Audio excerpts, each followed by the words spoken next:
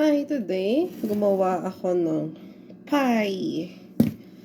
So, gumawa lang tayo ng crust from fresh flour. Ito yung maliliit. Yung mga crust niya, nabibili lang. Pero this one is homemade. So, I don't know what it looks like, but I'm just going to do this. Like, not so perfect, but okay lang. Sinet ko na nga pala ang oven natin sa 375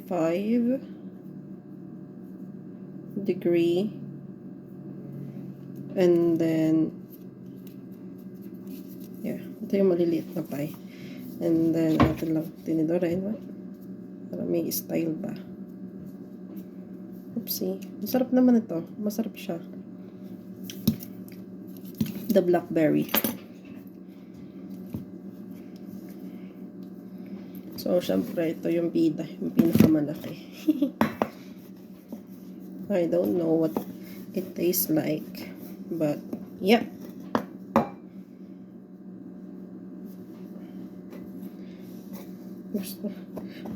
Dapat pala. Yun ang pangkat. Look at this. Tapos, atin lang tinidorin habang nandito pa. Kasi pag tinidor mo yung maliliit, ang nangyayari ay,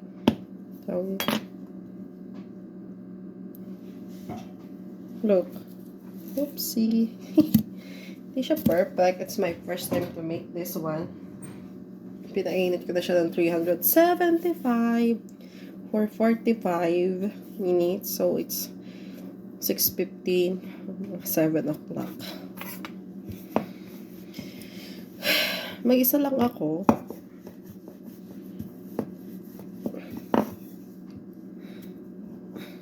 And it's hard to be alone, you know.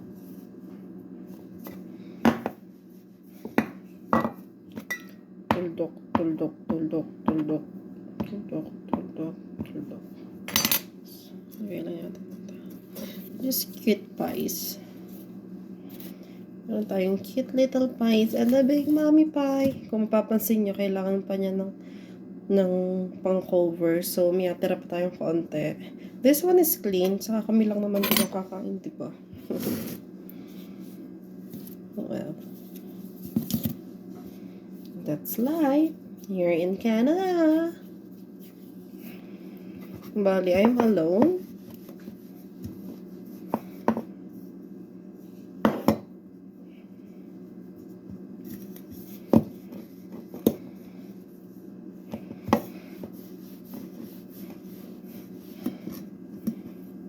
So, ito no.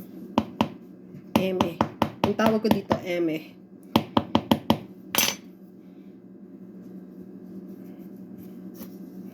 So, wala tayong mga pang-rolyo ba? Ito pang spray. 2-in-1. Spray, spray, spray. Wala, trip ko lang. Pero dapat itlog. Pero trip ko lang mag-spray nito. Kasi trip ko lang. Para oily ba? Pa-oil effect.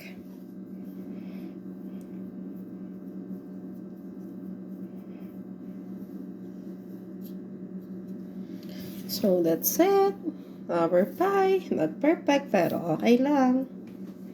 And then, I'm not sure kung hindi ba ito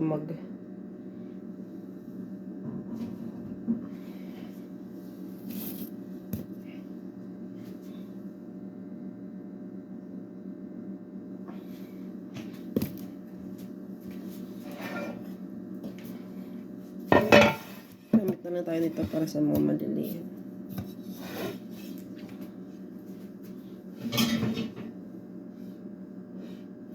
Yeah. See you in 45 minutes.